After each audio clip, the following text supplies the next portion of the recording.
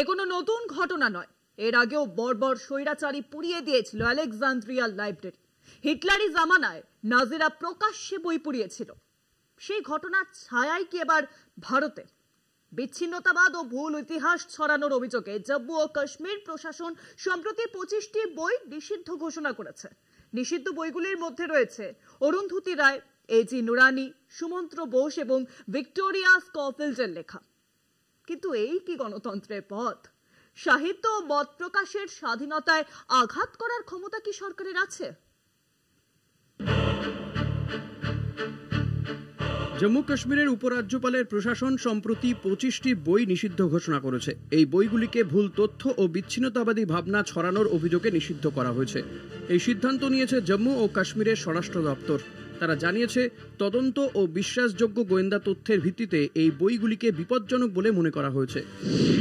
নিষিদ্ধ বইগুলোর মধ্যে রয়েছে দেশের অন্যতম সংবিধান বিশেষজ্ঞ এজি নুরানির লেখা the Kashmir dispute 1947 to 2012, British লেখিকা ও ইতিহাসবিদ ভিক্টোরিয়া স্কোফিল্ডের Kashmir in conflict, India Pakistan and the unending war বইটিও নিষিদ্ধ করা হয়েছে।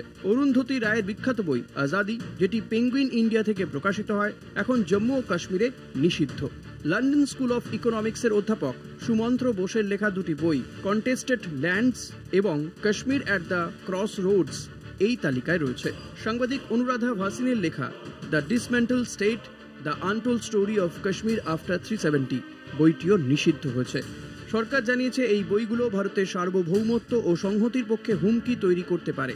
এই নিষেধাজ্ঞা ভারতীয় নাগরিক সুরক্ষা সংহিতা 2023-এর 98 নম্বর ধারা অনুযায়ী জারি করা হয়েছে।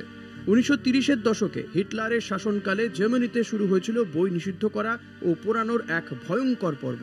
হিটলারের নাজি সরকার যেসব বইকে জার্মান ভাবধারার পরিপন্থী মনে করত, সেই সব বই প্রকাশে বাধা দেওয়া হতো এবং প্রকাশিত হলে প্রকাশ্যে আগুনে পুড়িয়ে দেওয়া হতো। বিশ্ববিখ্যাত লেখক Bertolt Brecht, Albert Einstein, Sigmund Freud, Erich Maria Remarque সহ বহু প্রগতিশীল লেখকের বই পুড়িয়ে ফেলা হয়েছিল। এই ঘটনাগুলোর মূল লক্ষ্য ছিল ভিন্ন মত ও প্রশ্ন তোলার স্বাধীনতাকে দমন করা।